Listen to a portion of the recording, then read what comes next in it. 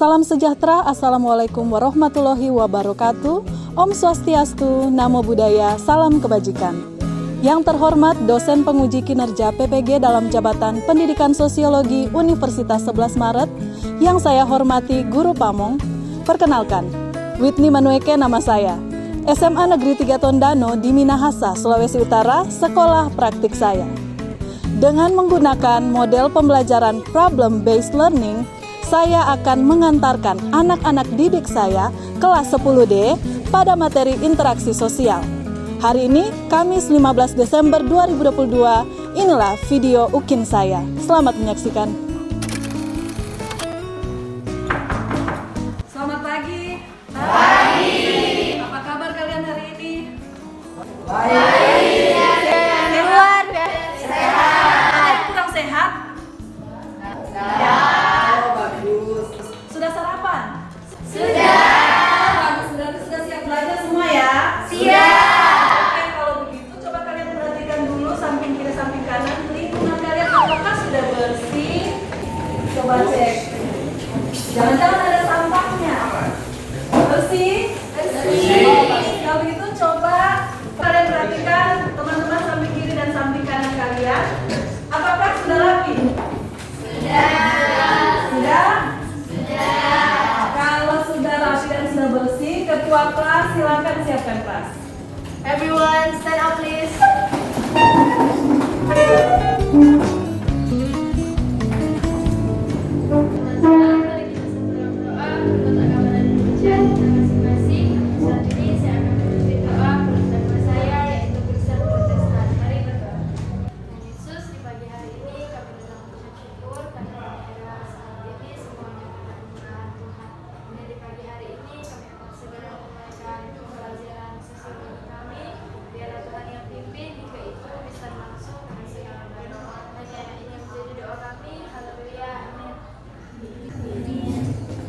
Greetings.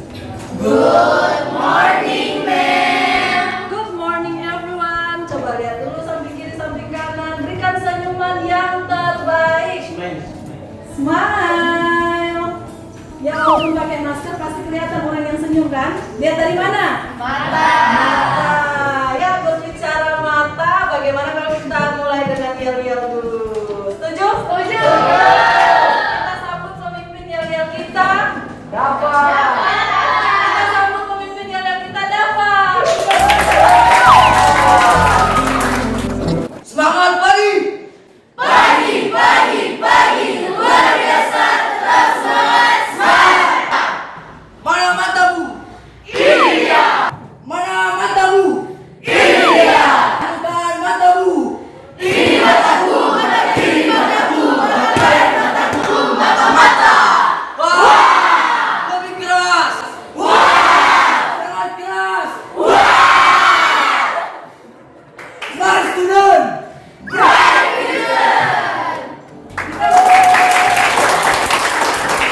Semoga yel-yel kita dapat mempump up semangat kita hari ini, oke? Nah, silakan duduk. Baik, sekarang kelihatannya hadir semua ya? Atau ada yang tidak hadir? Ada. Siapa?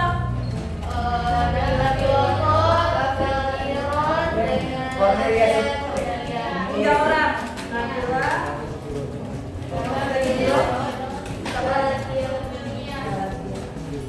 Oke. Hari ini materinya tentang apa? Interaksi sosial. Kita ke kompetensi awal. Pada waktu yang lalu, kalian sudah belajar tentang identitas sosial. Masih ingat?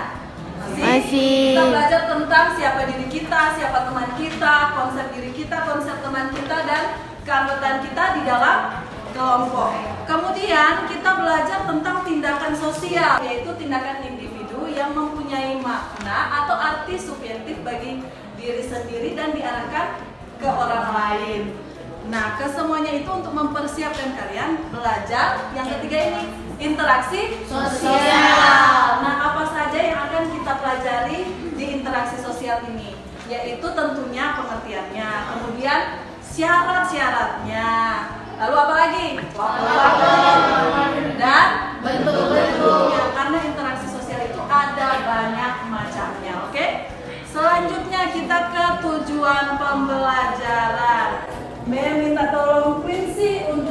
tujuan pembelajaran? Siswa mampu mengaitkan interaksi sosial sesuai dengan konteks kehidupannya. Oke, terima kasih Quincy. Ya, itu tujuan pembelajaran kita dan kemudian poin-poinnya apa saja. Yang pertama, dari pembelajaran kali ini kalian mampu menjelaskan konsep interaksi sosial di masyarakat sebagai realitas sosial. Yang kedua, kalian mampu menguraikan faktor-faktor dan syarat terjadinya interaksi sosial. Yang ketiga, kalian mampu menelaah bentuk-bentuk interaksi sosial sesuai dengan hasil pengamatan. Nanti kalian akan mengamati ya. Dan yang keempat, nanti kalian akan mempresentasikan di depan kelas hasil diskusi kelompok mengenai interaksi sosial. Jadi ada diskusi kelompok sebentar ya. Dan model pembelajaran kita hari ini menggunakan problem based learning. Artinya apa? Pembelajaran yang berbasis masalah. Jadi kalian akan mencari masalah seputar interaksi sosial di tengah masyarakat dan kalian akan pecahkan masalahnya, oke? Nah, ini penting. Assessment atau penilaian ya. Penilaian yang menggunakan pada pembelajaran kita kali ini ada berapa? Dua. Ada assessment formatif dan assessment sumatif. Kalau assessment formatif didapatkan dari LKPD dan penilaian unjuk kerja dalam diskusi dan presentasi. Jadi penilaian ini melihat pada saat pembelajaran berlangsung. Kalau sumatif nanti di akhir pembelajaran. Ya, jadi belajar baik-baik karena ada 5 soal objektif yang harus kalian jawab. Ya.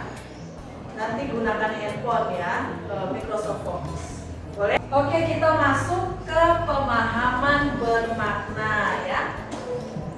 Hampir tidak ada manusia yang mampu hidup sendiri ya. Mengingat kita semua adalah makhluk sosial. Kalian perhatikan siapa sih ini yang digambar ini? Nah, beliau adalah Edwin Sutherland, sosiolog asal Amerika yang berkata bahwa interaksi sosial merupakan hubungan dinamis yang saling mempengaruhi sehingga menghasilkan perubahan sikap dan tingkah laku partisipannya. Mentebalkan yang kata hubungan dinamis, ya, hubungan dinamis antara siapa? Masih ingat? Antara individu dengan individu, individu dengan kelompok, dan kelompok dengan kelompok. Bagus, ya. Nah, jika hubungan tersebut tidak mampu memenuhi kebutuhan tertentu manusia, kan ceritanya kalian itu makhluk sosial butuh orang lain untuk mencapai kebutuhannya. Tetapi bila melalui kebutuhan yang kalian bangun dengan orang lain atau kelompok lain, ya, kebutuhannya tidak tercapai, maka akan mendorong terbentuknya organisasi, institusi maupun birokrasi terkait masyarakat. Dengan kata lain, interaksi sosial memicu manusia untuk apa? Membuat aturan Dan mengatur sistem di tempat mereka hidup. supaya tercapai tujuannya atau tercapai kebutuhannya. Oke, selanjutnya pertanyaan pemantik. Yang pertama, bisakah kalian memenuhi kebutuhan hidup kalian sendiri tanpa bantuan orang lain? Tidak. Atau ada yang bisa? Superman mungkin ya, atau Supergirl ya, tidak ada.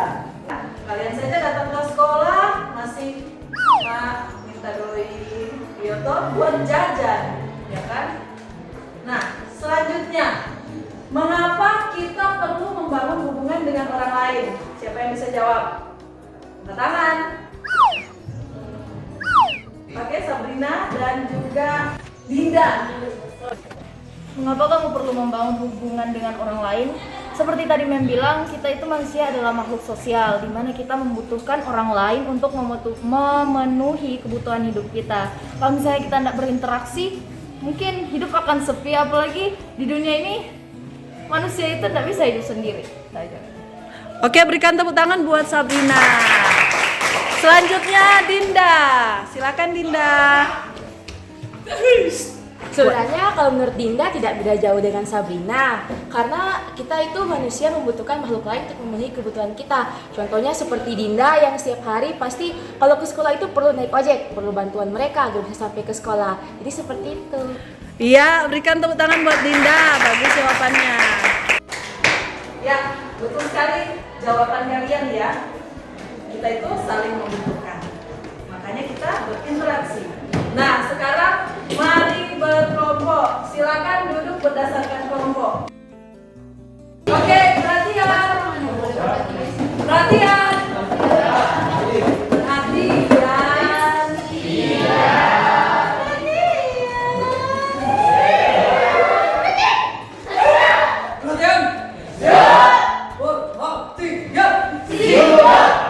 Bagus. Nah, sekarang kalian menghadap ke depan dulu. Nah, sekarang kita masuk ke materi dasar tentang interaksi sosial. Ya, apa sih itu interaksi sosial? Pertama-tama, Memo bertanya dulu. Apa bedanya menyanyi di kamar mandi dengan menyanyi di depan kelas? Kalau di kamar mandi Satu-satu. Oke, Dinda lagi. Ya, tidak apa-apa. Silakan Dinda. Kalau nyanyi di kamar mandi sendiri doang yang dengar, kalau depan kelas banyak orang yang dengar. Iya, betul sekali. Good. Ya, ya. Nah, ketika tindakan kita membuat makna subjektif bagi orang lain, itu disebut tindakan sosial. Kalau nyanyi di kamar mandi itu tindakan sosial? Bukan. Kalau nyanyi di depan kelas? Tindakan sosial. Menyanyi di kamar mandi itu bisa tindakan sosial. Kalau ada orang lain yang dengar. Iya, pintar. Contohnya kalau saya sampai yang di kamar mandi, mama dengar kok mama tegur itu tindakan Iya, sosial. pintar sekali ya. Ya, pintar. Nah, tindakan sosial itu bersifat resiprokal atau bersifat timbal balik. Jadi, ini ada rumusnya interaksi sosial itu, yaitu aksi tambah reaksi sama dengan interaksi. Kalau aksi kalian itu ada reaksi, itu baru dinamakan interaksi sosial. Kalau aksi, ini ada aksi. Kalau ada reaksi, itu baru interaksi sosial. Kalau cuma aksi, tidak ada reaksi, apa namanya? Cinta bertepuk. Ya kan? Itu bukan interaksi sosial ya. Oke, itu guyon saja ya. Next, jadi interaksi sosial adalah apa? Hubungan yang bersifat timbal balik antara dua pihak. Nah, ternyata interaksi sosial ada syaratnya, yaitu pertama apa? Yang kedua, komunikasi. Ada pengemis, terus dia menundukkan tangannya. Apa artinya? Minta duit. Walaupun itu tanpa kata, itu merupakan iya, itu adalah komunikasi ya. Kalian paham kan maksudnya begini kan? Kalau begini kalau dia tambah begini itu kecil ya. Itu sudah merupakan interaksi sosial karena kalian paham ada maksudnya ya. Nah, tindakan tersebut walau tanpa kata merupakan komunikasi karena memiliki makna. Nah, sekarang kita masuk ke faktor yang mempengaruhi interaksi sosial. Sebenarnya yang paling besar itu adalah karena memang kita butuh orang lain, makanya kita melakukan interaksi sosial. Tetapi ada faktor lainnya yang mempengaruhi juga kita melakukan interaksi sosial. Di sini mencatat ada 6 faktor. Ada yang pertama apa? Simpati,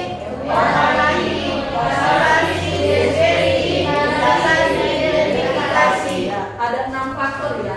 Simpati berdekatan dengan empati, motivasi dengan sugesti, imitasi dengan identifikasi. Mengapa? Karena mereka agak-agak mirip. Jadi seringkali kita sulit membedakannya. Makanya kalian perhatikan dengan baik penjelasan berikut ini. Nah, sekarang kita mulai dengan simpati. Pernah dengar simpati toh? Pernah. Kartu simpati, kartu halo, kartu as, ya bukan itu simpati. Memang sudah iklan gratis ini ya. Simpati itu didefinisikan sebagai ketertarikan kepada orang lain. Iya. Nih contohnya orang-orang yang ikut berbahagia dan memberi selamat ketika ada kerabatnya yang menikah. Kemudian GP ikut ekskul Manengket karena ternyata dia tertarik dengan senior di Manengket. Itu masuk di simpati ya. Paham toh? Oke, next empati. Sama atau beda dengan simpati? Beda. Bedanya di mana? Perasaan sama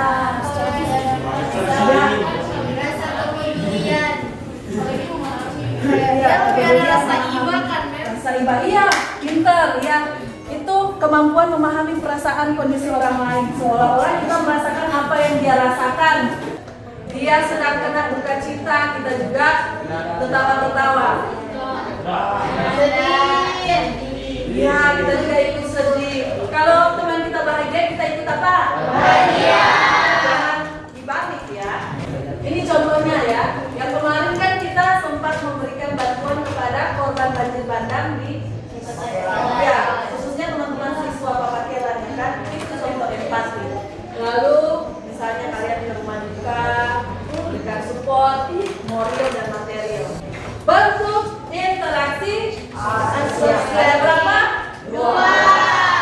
Nah, yaitu asosiatif dan disosiatif. Kalau asosiatif itu menuju kepada kerjasama atau persatuan.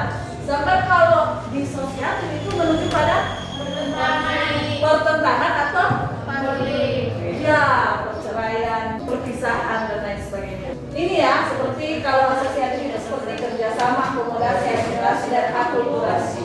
Kalau yang disosiatif seperti kompetisi, kontravensi dan konflik. Sampai di sini ada pertanyaan? Jelas ya?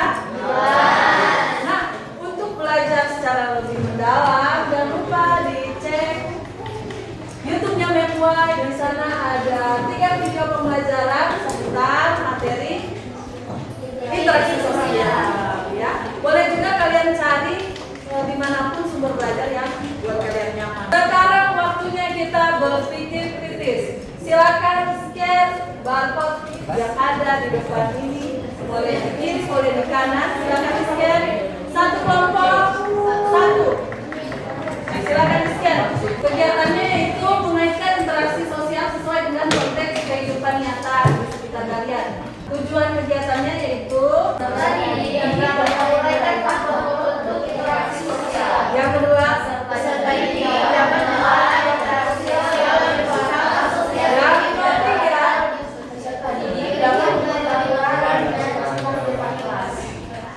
jadi kelompok 1 kalian buka yang seksi 1 sesuai dengan seksinya masing-masing. Selanjutnya ini yang tidak kalah penting, kalian itu berikan pendapat ya mengenai permasalahan sosial yang ada dalam bahan bacaan. Lalu kalian diskusikan bersama teman-teman kelompok kalian bagaimana mengentaskan masalah tersebut. Ya. Kalau misalnya kalian menemui kesulitan, jangan ragu untuk panggil Memway siap membantu. Oke?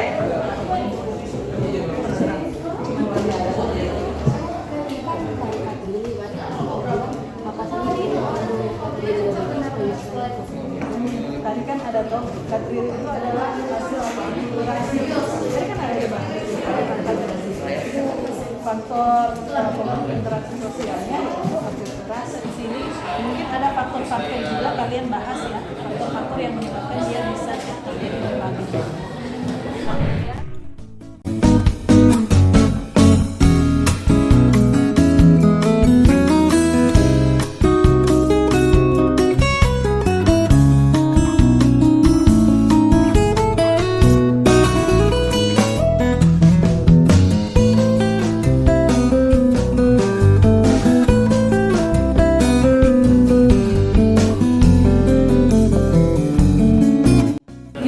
Semuanya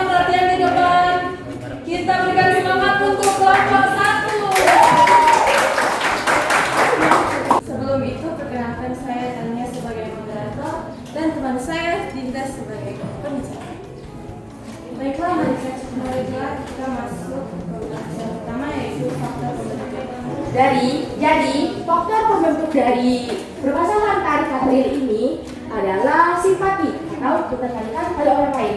Kenapa simpati? Karena ini merupakan akulturasi dua budaya yang dimana mungkin dari negara kita ada sedikit ketertarikan dengan budaya dari negara lain sehingga ini mereka merupakan sebuah kerjasama, merupakan sebuah akulturasi yang membentuk tarik karir ini. Kemudian setelah faktor pembentuk ada faktor interaksi sosial. Itu kerjasama seperti yang saya katakan tadi, dari simpati itu pasti akan ada ketertarikan kemudian membentuk sebuah kerjasamanya itu melalui akulturasi antara dua budaya. Setelah itu ada permasalahannya. Apa sih permasalahan dari itu? Memang ada masalah? Ada. Masalahnya itu ada di akulturasi budaya luar sendiri. Kenapa? Karena mungkin dengan adanya akulturasi dari budaya luar, kita itu akan sedikit mempengaruhi jati diri kita, identitas kita sebagai warga negara Indonesia. Nah, pendapat kita sebagai siswa mengenai masalah ini gimana sih? Menurut kelompok kami, setelah kami diskusikan, ada dua dampak dari permasalahan ini. Pertama ada dampak positif dan dampak negatif. Apa sih dampak positifnya? Dampak positif dari permasalahan ini yaitu kita dapat menambah wawasan kita tentang budaya dari negara luar, negara asing. Sedangkan dampak negatifnya, seperti yang saya bilang tadi, dapat sedikit mengganggu identitas kita sebagai warga negara. Jadi solusinya apa? Solusi kita untuk permasalahan ini adalah kita tetap sadar akan diri kita, tetap menanamkan rasa kebangsaan, rasa cinta tanah air, agar mungkin di antara arus akulturasi budaya ini kita tidak akan kehilangan identitas kita sebagai seorang warga negara Indonesia. Jadi mungkin itu saja pemaparan materi kami. Diskusi kami. Terima kasih atas perhatiannya. Ya, kita berikan semangat untuk kelompok 2. Teman-teman bisa lihat di sini, pagi itu merupakan istilah yang mungkin jarang sekali teman-teman dengar. Cuman pagi ini sudah sering kali kita lakukan dalam kehidupan sehari-hari. Contohnya teman kita di depan ini, dia sedang melakukan salah satu Kabinnya. Oke. Ayo berikan tepuk tangan. Faktor pembentuk dubbing adalah imitasi. Karena imitasi ini yang dimaksud karena imitasi proses sosial atau tindakan seseorang untuk meniru orang lain memiliki sikap. Jadi kalau misalnya teman yang lain sedang main HP, secara tidak sadar atau mungkin kita sadar, kita juga akan ikut untuk bermain handphone. Jadi tentunya ini merugikan. Makanya itu dubbing ini termasuk dalam disosiatif. Sekian dari kami, terima kasih. Oke, terima kasih atas kesempatan yang telah diberikan. Kami dari kelompok 4 akan mempresentasikan hasil diskusi kelompok kami. Dengan saya sebagai moderator Abdul Solah, dengan pembicara saya itu Sabrina Eka Surya. silakan. Kelompok 4. Faktor pembentuk identifikasi atau dorongan dalam diri untuk menjadi sama sekali atau identik dengan orang lain. Contohnya, anak muda zaman sekarang lebih suka mengikuti gaya fashion luar daripada gaya lokal. Contoh di sini saya ambil cosplayer asal Indonesia yang biar cosplay jadi ada yang tahu siapa? Gojo. Dari anime Jujutsu Kaisen. Permasalahannya, kaburnya jati diri bangsa akibat globalisasi dan kurangnya peran pelajar pada generasi muda saat ini. Solusinya, kita harus lebih meningkatkan kesetiaan pada ideologi nasional, Pancasila, serta memelihara dan mengembangkan kebudayaan nasional. Itu saja dari kami. Terima kasih. Ya, terima kasih. Sesi Pertanyaan kami buka. ada yang ingin bertanya? Siapa ngambil yang lain? Saya masih baik. Kenapa orang tidak ambil yang lain? Semua kelompok sudah presentasi. Terima kasih kalian hebat-hebat semua. Berikan tepuk tangan untuk Oke, sekarang kita tiba di kesimpulan. Apa saja poin-poin penting dalam pembelajaran kita hari ini? Kita belajar tentang pengertian interaksi sosial. Ya, bagus. Kita belajar tentang syarat-syarat interaksi sosial. Oke, yang kedua kita belajar tentang syarat-syarat interaksi sosial. Masih ingat apa itu?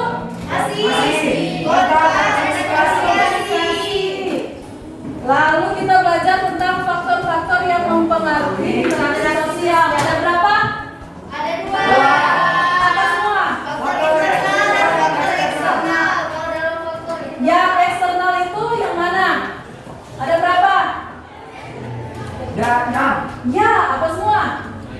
Simpati, empati, imitasi, identifikasi, sugesti, motivasi. Iya.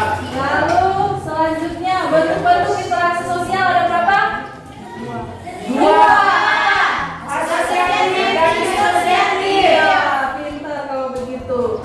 Nah, sekarang kita ke refleksi pembelajaran.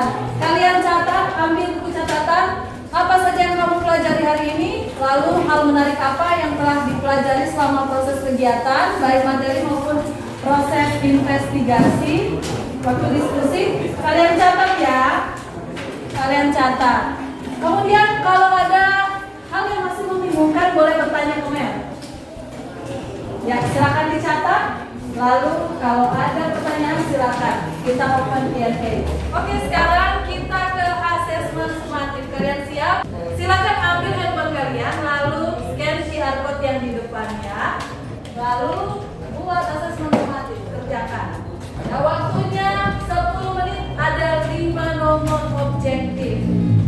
KKM-nya hanya 60 saja, ya. Kalau kalian tidak lulus,